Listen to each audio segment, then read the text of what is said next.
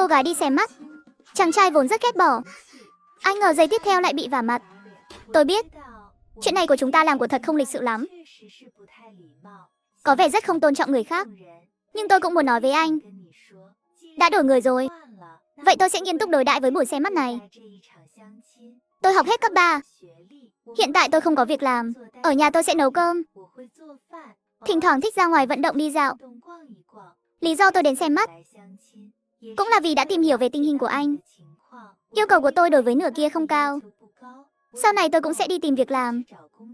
Vậy nên hy vọng hai chúng ta có thể bình đẳng. Sau khi kết hôn, Tô Niệm Niệm đem những gì mình có thể nghĩ đến. Tất cả đều nói ra một lượt. Chào anh, chính thức làm quen. Tôi tên là Tần Tiểu Bắc. Những lời cô vừa nói tôi cũng đã suy nghĩ qua. Ban đầu, tôi thật sự cảm thấy mọi người không tôn trọng người khác.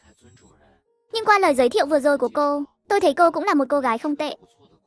Sự bình đẳng cô nói và yêu cầu của cô đối với nửa kia, tôi cũng đều có thể làm được. Những lời mà vừa nãy Tô Niệm Niệm nói thật sự khiến Tần Tiểu Bắc cảm thấy sâu sắc.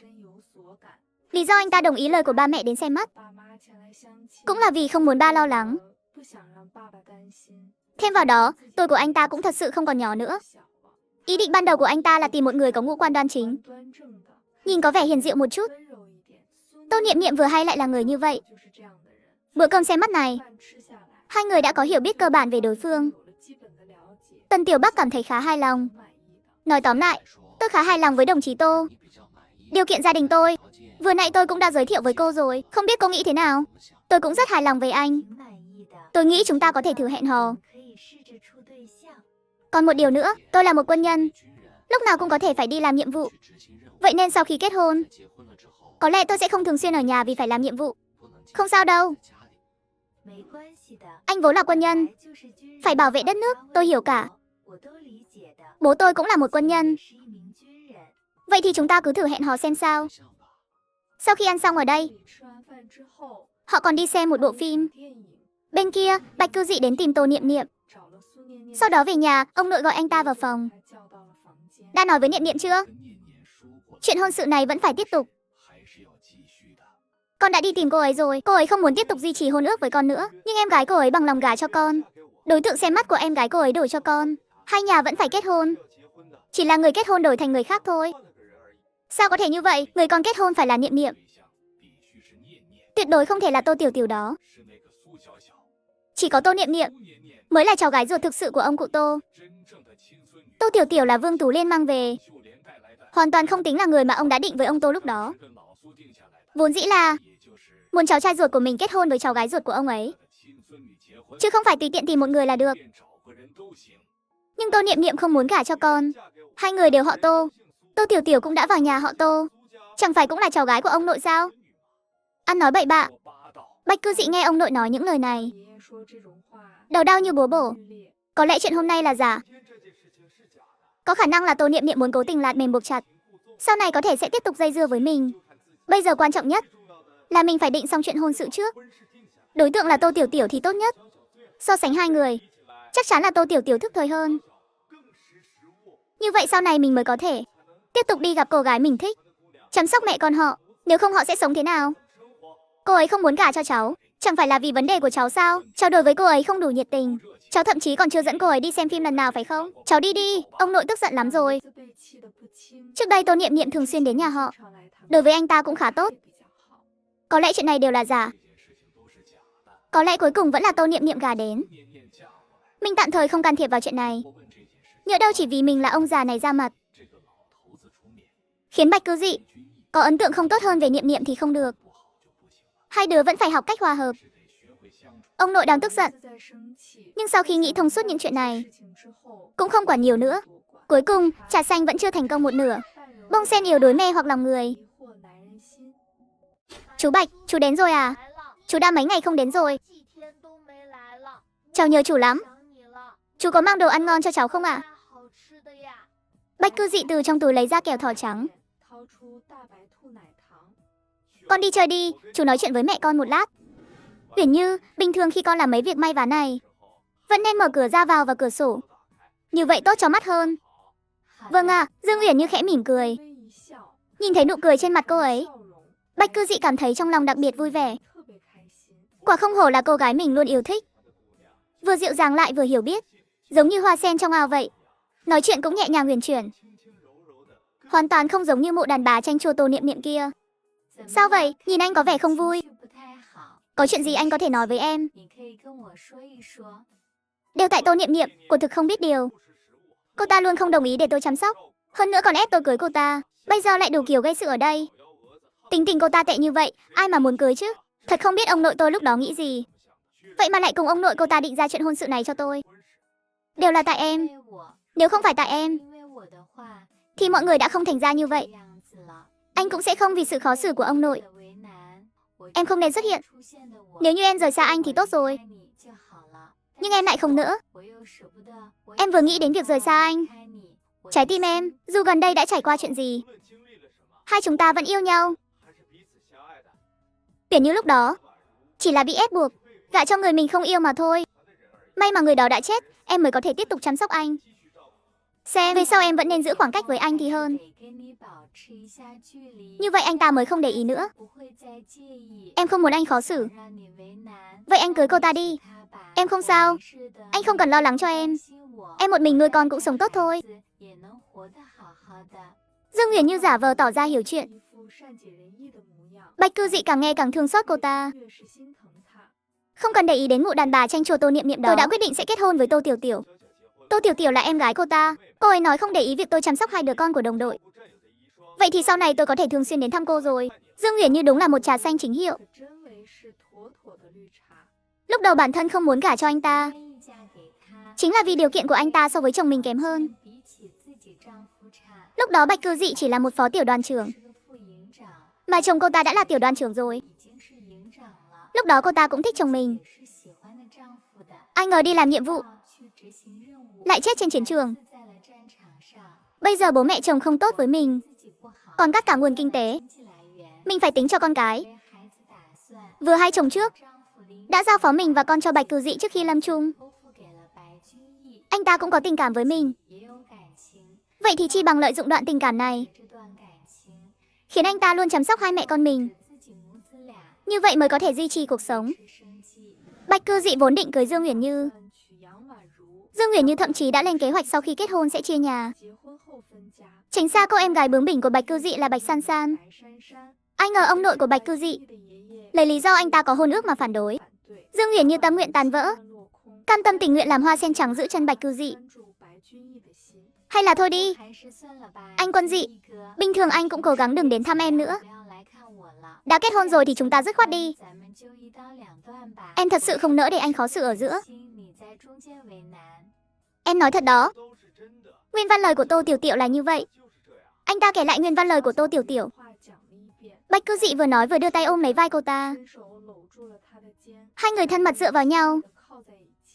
Người phụ nữ có thể nói ra những lời này chắc chắn không đơn giản. Chắc chắn sau này sẽ gây chuyện. Mình vẫn phải nhanh chóng nghĩ ra một kế sách đối phó. Hai người tận hưởng khoảng thời gian ân ái trước ly hôn. Anh ta mới rời đi. Bạch Cư Dị đi chưa bao lâu, đứa bé đã từ bên ngoài trở về. Mẹ ơi, các bạn nhỏ bên ngoài bắt nạt con. Bọn họ nói con là đứa trẻ không có bố. Vậy thì con cứ đánh nó. Cuối cùng nghĩ đến đây, Tô Niệm Niệm mở không gian ra, xác nhận mọi người đều đã ngủ. Lấy hạt giống rồi quay trở lại không gian, ném hạt giống xuống đất. Quả nhiên bắt đầu tự động bón phân tưới nước. Tiếp tập trước, vậy thì con cứ đánh nó. Con phải luôn nhớ kỹ, bố con đã hy sinh trên chiến trường. Bố con là liệt sĩ, không ai dám nói con như vậy. Chỉ cần ai nói con như vậy, con đều có thể đánh. Không sao đâu, có mẹ chống lưng cho con. Chỉ cần sau đó con khóc nói người ta nói bố con, bố mẹ người ta đều sẽ nhận lỗi thôi. Khóe miệng Dương Huyền Như vẫn còn vương nụ cười nhạt, nhưng ánh mắt lại lóe lên một tia sắc lạnh. Mà Tô Niệm Niệm cùng Tần Tiểu Bắc cùng nhau ăn một bữa cơm. Xem phim xong chuẩn bị về. Mẹ tôi trước đây nói đối tượng xem mắt với tôi là Tô Tiểu Tiểu. Hôm nay đã đổi người rồi. Vậy ngày mai cô có thể về nhà với tôi một chuyến không? Gặp bố mẹ tôi. Vâng, không vấn đề gì. Nhớ kiếp trước cũng như vậy. Tô Tiểu Tiểu và Tần Tiểu Bắc xem mắt. Ngày thứ ba đã đi gặp bố mẹ anh ta. Bố mẹ anh ta cũng rất hài lòng. vậy nên không lâu sau đã kết hôn. Tần Tiểu Bắc nói xong liền chuẩn bị đi. Nhìn thấy đối diện có bán đồ ăn, anh ta nhanh chóng đi qua. Lúc trở về, trên tay xách theo một ít bánh ngọt và trái cây. Cái này mang về cho bác trai bác gái. Hôm khác tôi sẽ đến nhà đón cô, tiện thể chào hỏi bác trai bác gái. Gần đây về đến nhà đã là chiều muộn. Chiều nay đến lượt Tô Tiểu Tiểu nấu cơm. Thấy Tô Niệm Niệm trở về, cô ta bưng thức ăn ra rồi cười híp mắt nói, chị, buổi xem mắt hôm nay chắc vui lắm nhỉ? Xem mắt của thật rất vui. Ngày mai hẹn gặp mặt, sẽ đến nhà anh ấy gặp bố mẹ anh ấy. Vậy chị đã nói rõ tình hình chưa? Chị nhất định phải nói rõ ràng. Là chị chứ không phải em. Tuyệt đối không được mạo danh em. Thời buổi này mạo danh người khác đi học, kết hôn cũng không ít đâu. Em còn chưa rảnh rỗi đến mức đó. Nói rõ ràng là tốt rồi. Vậy ngày mai đi gặp mặt, chị phải thể hiện thật tốt. Biết rồi, Tô Kiến Quốc hôm nay cả ngày đều lo lắng chuyện này. Bây giờ xem ra, chỉ cần Tần Kiểu Vĩ và Tô Niệm Niệm hợp nhau, ước chừng bố mẹ anh ta cũng không ngăn cản nhiều đâu nhỉ. Tốt tốt. Hai cô con gái, một gả cho tiểu đoàn trưởng, một gả cho phó trung đoàn trưởng. Vị nào cũng cao hơn mình. Sau này có lẽ còn có thể đề bạt mình. Già rồi còn được thăng chức. Càng nghĩ chuyện này càng vui. Mà Tô Tiểu Tiểu, sau khi nghe được chuyện này, tảng đá lớn trong lòng hoàn toàn được gỡ xuống. Chỉ cần thành công là tốt rồi. Chỉ sợ không thành công, cuối cùng vẫn phải tìm đến mình. Như vậy mới thảm. Đến tối, Niệm Niệm vào không gian. Hôm nay vừa vào, ai ngờ vừa vào không gian đã phát hiện có gì đó không đúng. Bên trái xuất hiện một mảnh ruộng. Hơn nữa còn là ruộng vừa mới cày, ước chừng rộng khoảng 1 mẫu. Tôi nhớ sáng nay lúc tôi đi vẫn chưa có. Cái không gian này, chẳng lẽ nó còn có thể nâng cấp? Nếu mà nâng cấp thì tốt quá. Đã xuất hiện nông điền rồi. Vậy chứng tỏ có thể trồng trọt. Kiếp trước Bạch San San sau khi có được không gian, chẳng bao lâu đã bắt đầu bán rau rồi. Ngày mình vừa có được không gian còn chưa hiểu rõ. Bây giờ thì hiểu rồi. Vậy chứng tỏ cái không gian này vẫn luôn đang nâng cấp. Bàn tay thô ráp nhẹ nhàng chạm vào tấm biển. Trong đầu lại hiện ra một số thứ. Mảnh đất này đã được cày xới và bón phân rồi. Chỉ cần rải hạt giống là có thể tự động gieo hạt, tự động tưới nước. Hạt giống thì có gì khó đâu. Có thể lấy một ít hạt cải trắng gieo trước. Sau này mình đi chợ hoặc trung tâm thương mại mua. Nghĩ đến đây, tiện tay mở không gian ra, xác nhận mọi người đã ngủ say. Lấy hạt giống rồi quay lại không gian, ném hạt giống xuống đất. Quả nhiên bắt đầu tự động bón phân tưới nước. Tất cả các công đoạn đều có thể dùng khẩu lệnh để thao tác, không cần tự mình động tay. Gieo hạt giống xong, Tư Niệm Niệm lại đi đi lại lại ở đây. Chắc bận rộn khoảng 2 tiếng đồng hồ cô ấy mới đi ngủ. Cuối cùng cũng đến ngày. Tư Niệm Niệm dậy rất sớm, trang điểm cho bản thân. Vừa ra khỏi cửa phòng, Tô Tiểu Tiểu đã nhìn sang. Không ngờ còn trang điểm kỹ lưỡng thế. Gặp ba mẹ anh ấy thật sự không cần như vậy đâu. Em cứ tùy ý một chút là được rồi. Ba mẹ anh ấy khá tốt đấy. Sao chị biết ba mẹ anh ấy tốt? Chị lén đi gặp rồi à? Em chỉ nghe mẹ nói người ta cũng không tệ. Nói xong, Vô Cấu Tiểu Tiểu vội vàng vào phòng, sợ Tô Niệm Niệm phát hiện ra điều bất thường. Cả nhà họ ăn xong bữa sáng. Tần Tiêu Bắc đã đến trước. Anh đợi em 1 phút, em vào lấy đồ rồi đi ngay. Nhà có hộp bánh quy. Tô Niệm Niệm cũng định mang một phần qua. Như vậy tỏ ra mình lịch sự hơn một chút. Tần Tiêu Bắc đứng ở cửa. Tô Kiến Quốc vội vàng gọi người vào. Chủ Tô, dì Vương. Tô Tiểu Tiểu nhìn người đàn ông cao lớn đứng trong nhà. Không chỉ một lần cảm thấy anh ta thật sự rất đẹp trai, mà Vương Tú Liên ở bên cạnh hạ giọng nói, Tiểu Tiểu, con có nhầm lẫn gì không? Con rể tốt như vậy mà lại nhường cho Tô Niệm Niệm sao? Cao to vạm vỡ thì thôi đi. Bánh ngọt và trái cây mua về hôm qua đều là đồ đắt tiền. Nếu con rể này là của mình thì tốt biết mấy. Con gái rốt cuộc nghĩ gì trong lòng vậy? Đúng vậy, con cứ nghe theo mẹ là được. Con không sợ sau này sống không tốt lại trách mẹ sao? Hừ, Tô Tiểu Tiểu hừ một tiếng rồi vào nhà. Tô Niệm Niệm lấy túi xách của mình, mang theo một hộp bánh quy ra. Ba ơi, con đi trước đây ạ. Ừ. Nhìn bóng dáng hai người đi khuất, Tô Kiến Quốc trong lòng vui mừng khôn xiết. Hôm nào Tần Tiêu Bắc đến nhà, nhớ làm vài món ngon nhé. Tôi đi đơn vị trước đây. Vương Tú Liên không vui gật đầu. Tô Niệm Niệm và Tần Tiêu Bắc đi trên đường. Em đã nói chuyện với ba mẹ anh rồi. Không cần căng thẳng đâu. Tối qua anh ấy về nhà đã nói chuyện này rồi. Mẹ anh ấy rất không vui. Vương Tú Liên cũng thật là không biết tôn trọng người khác. Cho dù là muốn đổi đối tượng xem mắt, thế nào cũng phải nói với mình một tiếng chứ. Vậy mà lại để con gái khác trực tiếp qua đó. Nhìn vẻ mặt tức giận của mẹ, Tần Tiêu Bắc khẳng định nói, bản thân anh vẫn rất hài lòng về Tô Niệm Niệm. Hai người kết hôn rồi, chắc chắn sẽ có thể bồi dưỡng tình cảm. Hơn nữa, Tần Tiêu Bắc còn nói ra một số ưu điểm của Tô Niệm Niệm. Tiêu Bắc đã hài lòng rồi, chỉ cần người không có vấn đề gì là được. Dù sao thì cũng là con trai, sau khi kết hôn với Tô Niệm Niệm vẫn phải ở riêng. Con trai thấy tốt là được rồi. Rất nhanh đã đến nhà Tần Tiêu Bắc. Ba mẹ, đây là Niệm Niệm. Đây là ba mẹ con. Con là Niệm Niệm hả? Xinh đẹp quá. Mau lại đây ngồi. Ăn chút trái cây trước đi. Cô đi rót cho con ly nước. Không cần đâu ạ. Dì vừa nói, vừa đi về phía bếp rót nước. Ba kéo con trai mình vào. Con bé này xinh đẹp như vậy à? Sao mẹ cảm thấy chưa từng gặp con bé nhỉ? Hôm qua con đã nói với mẹ rồi mà. Người ta trông cũng xinh xắn, tính cách cũng dịu dàng, hai đứa mình nói chuyện cũng khá hợp. Được, đổi cũng được. Mẹ vẫn cảm thấy cô bé này phù hợp với con hơn. Phần mềm trong nháy mắt đã thay đổi suy nghĩ. Bởi vì lúc đó anh ta sẽ đồng ý với Vương Tú Liên. Chính là vì thấy Tô Tiểu Tiểu trông cũng không tệ. Anh ta coi trọng vẻ bề ngoài, còn lại mới bằng lòng đi tìm hiểu phẩm chất.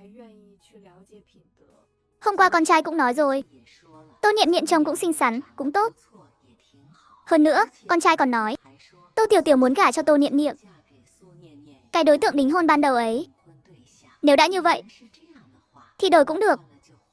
Cho dù Tô Tiểu Tiểu thành với con trai, ước chừng cũng sẽ không cùng con trai mình sống tốt đẹp được. Vậy cũng chẳng có ý nghĩa gì. Nhưng mà Vương Tú Liên sao lại nói năng lung tung như vậy? Cuối cùng người phụ nữ làm trâu làm ngựa, chỉ vì gả cho người đàn ông mà chị gái không cần. Tiếp tập trước. Nhưng mà Vương Tú Liên sao lại nói năng lung tung như vậy?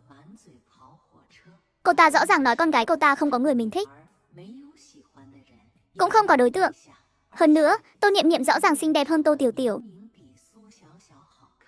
Lúc đó Vương Tú Liên cũng không hề nhắc đến cô ấy.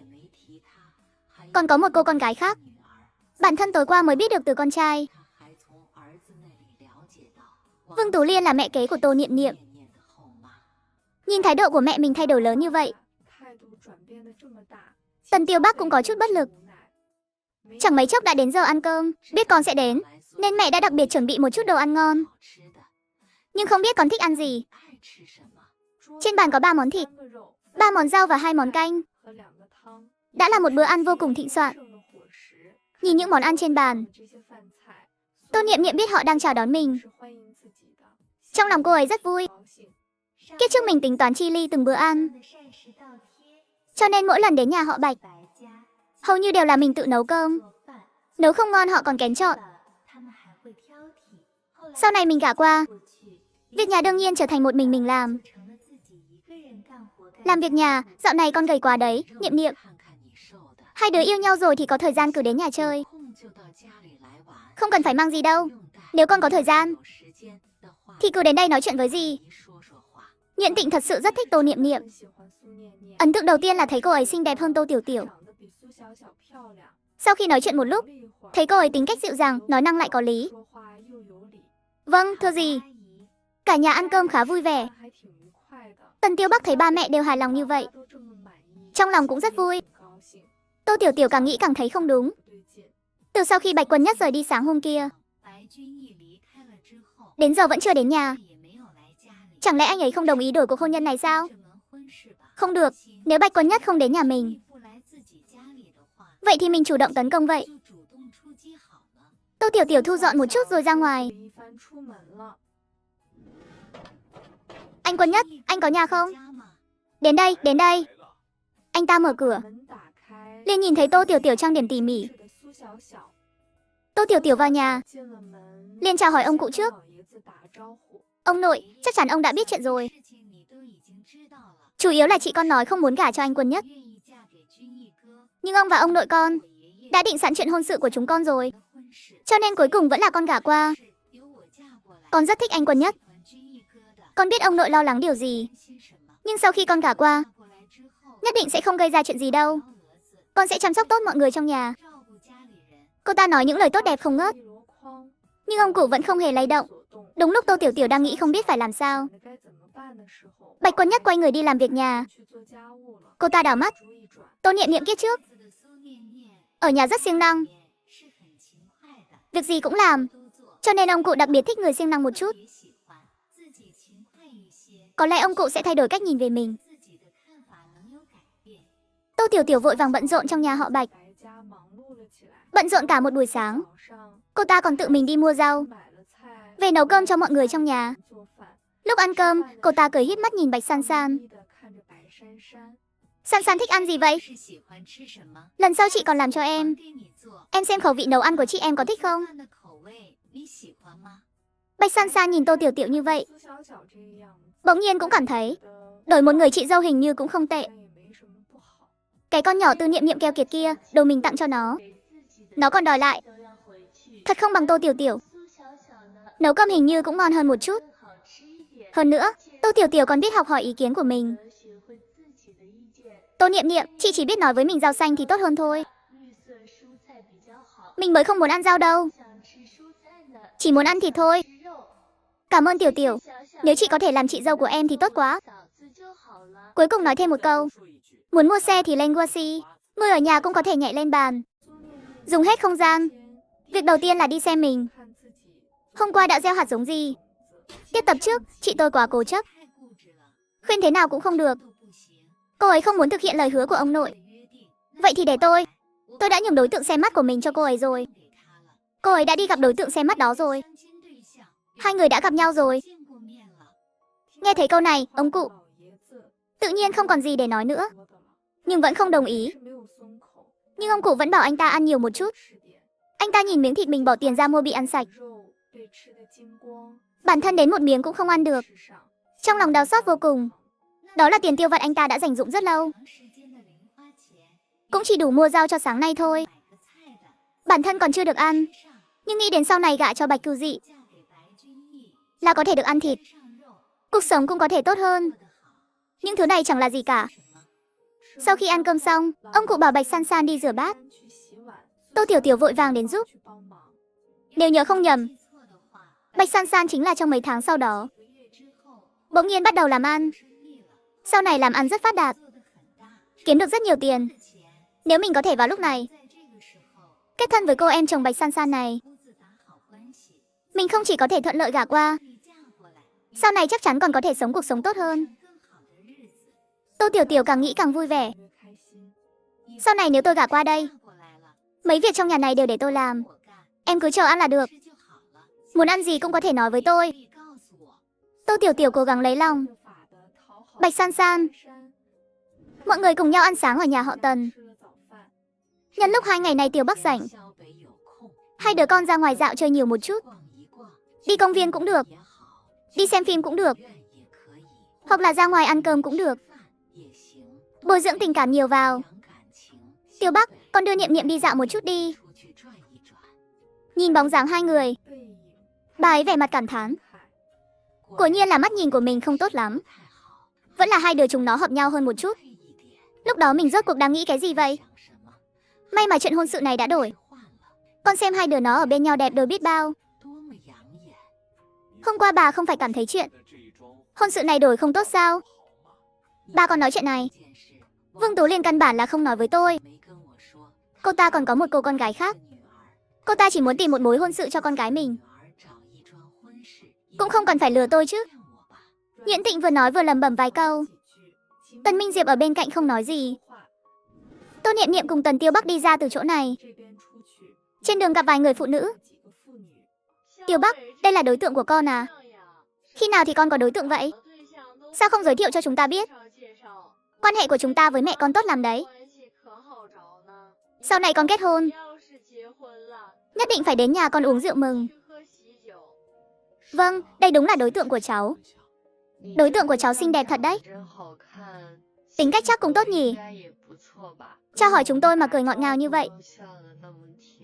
Hai đứa cháu đi cùng nhau trông thật là xứng đôi. Khi nào thì kết hôn? Dì còn đang định giới thiệu cho cháu một người đấy. Xem ra bây giờ không cần nữa rồi. Hôm nào dì lên nhà cháu hỏi mẹ cháu xem. Rốt cuộc là ngày nào thì được uống rượu mừng của cháu. Dì có chút nóng lòng rồi đấy. Tô Niệm Niệm có chút ngại ngùng. Các dì ơi, cháu đưa đối tượng của cháu đi dạo quanh đây một chút. Không nói chuyện với các dì nữa ạ. Sau khi đi dạo công viên, Tần Tiêu Bắc đưa cô đến tận cửa nhà. Tôi không vào đâu. Ngày mai tôi phải đến đơn vị trực ban. Sau này có thời gian tôi sẽ đến thăm cô. Có chuyện gì cô cũng có thể trực tiếp đến khu nhà quân nhân hoặc quân khu tìm tôi. Tô Niệm Niệm trở về phòng. Ở trong không gian cũng có thể nghe thấy động tĩnh bên ngoài. Nếu nghe thấy tiếng mở cửa thì cứ trực tiếp đi ra là được. Tô Niệm Niệm vào không gian. Việc đầu tiên là đi xem mình. Hôm qua đã gieo hạt giống gì? Hạt giống thường phải khoảng 1 tuần mới nảy mầm. Cô ấy ghé sát lại nhìn. Ba mẹ khi nào thì chuẩn bị đồ cưới cho chúng ta vậy? Tiết tập trước. Không ngờ hạt giống gieo tối qua vậy mà đã nảy mầm rồi. Nếu như vậy chẳng phải vài ngày nữa là có thể thu hoạch một đợt sao? Rút ngắn đáng kể thời gian trưởng thành của rau. Khó trách kiếp trước việc làm ăn của Bạch San San lại thành công đến như vậy. Hóa ra là vì điều này à? Tốc độ sinh trưởng khá nhanh, thời gian trưởng thành rút ngắn nhiều như vậy. Vậy thì việc làm ăn phát đạt cũng là điều tất yếu. Ý thức được vấn đề này, Tư Niệm Niệm dự định 2 ngày nữa sẽ đi mua thêm một ít hạt giống về. Ngày hôm sau, cả nhà ngồi vào bàn ăn cơm. Ba mẹ khi nào thì chuẩn bị đồ cưới cho chúng con vậy? Đám cưới của hai đứa chắc cũng sắp rồi. Chúng ta sẽ từ từ chuẩn bị. Hôm qua con vốn dĩ không muốn đi lắm, nhưng anh Bạch mời con qua, nên con đã đi cùng anh ấy. Anh Bạch đã nói rõ với ông nội về chuyện. Ông nội cũng không có ý kiến gì về chuyện này. Nói chỉ cần là kết thân với nhà chúng ta là được. Tô Tiểu Tiểu nói những lời này chính là để kích thích Tô Niệm Niệm. Đồ cưới của hai con chúng ta sẽ chuẩn bị công bằng. Chuyện hôn sự này đã đổi rồi. Vậy thì các con hãy sống tốt với chồng tương lai. Sau này không được làm loạn nữa đâu. Tô Tiểu Tiểu nở nụ cười hạnh phúc trên môi. Gần đây để về nhà sớm cắt ghép video, cô ấy đã cố ý mua một chiếc xe mới, cho nên đã mua một chiếc Tesla trên Gucci. Chỉ tốn 99.000 tệ. Gucci có hàng vạn chiếc Mercedes với cấu hình khác nhau. BMW, Tesla, nhiều lựa chọn hơn cửa hàng trực tiếp. Mỗi chiếc xe đều đã qua kiểm định chính thức chuyên nghiệp. Con có thể giao tận nhà lái thử 3 ngày. Nếu có xe cũ cũng có thể đưa lên Gucci đấu giá với giá cao. Tóm lại, mua bán xe cũ cứ chọn Gucci là đúng. Mau vào phần bình luận xem đi. Kết hôn chưa bao lâu, Tần Tiêu Bắc đi làm nhiệm vụ rồi chết. Một thời gian sau Bạch Cư Dị sẽ thăng chức. Bản thân mình sẽ được sống những ngày tốt đẹp. Cho dù ban đầu Tô Niệm Niệm gả cho một vị phó đoàn trưởng thì sao? Ngày khổ còn ở phía sau. Còn mình và Bạch Cư Dị nhất định sẽ sống rất hạnh phúc. Đến lúc đó Tô Niệm Niệm chắc chắn sẽ ghen tị. Đến lúc đó mình nhất định phải tỏ ra vẻ cao cao tại thượng, hung hăng đạp cô ta xuống chân. Tô Tiểu Tiểu càng nghĩ càng thấy sướng. Tô Niệm Niệm lại không nghĩ nhiều như vậy. Sau khi ăn cơm trưa xong, cô ấy định ra ngoài dạo một vòng. Rau trong không gian đã sắp chín rồi. Vậy thì đi xem thử các quầy hàng. Tô Niệm Niệm đến khu chợ này, đi thẳng đến khu vực các quầy hàng. Ở đây có một văn phòng quản lý nhỏ. Tô Niệm Niệm đi tới hỏi. Xin chào, xin hỏi thuê một quầy ở đây khoảng bao nhiêu tiền? Chủ yếu là xem kích thước quầy hàng bạn thuê, cũng như vị trí địa lý. Giá dao động từ 10 tệ đến 20 tệ. Lương tháng của Vương Tú Liên bây giờ chỉ có 32 tệ. Tiền thuê ở đây vậy mà đắt như vậy. Nhưng mà nghĩ lại, đây là khu chợ lớn nhất, người mua rau cũng đông nhất. Kiếp trước Bạch San San đã kiếm được rất nhiều tiền ở đây. Vậy thì phải thuê như thế nào? Thuê tối thiểu 3 tháng, cô có thể xem trước. Sau đó đến hỏi tôi xem quầy nào giá bao nhiêu. Vị trí tốt, quầy lớn thì đắt. Vị trí xấu, quầy nhỏ thì rẻ. Tư Nhiệm Nhiệm đi dạo một vòng ở đây, nghe được giá của các loại rau, tiện thể xem những loại rau nào bán chạy hơn. Khoai tây, cà tím, cải trắng, còn có một số loại rau trái mùa bán rất chạy.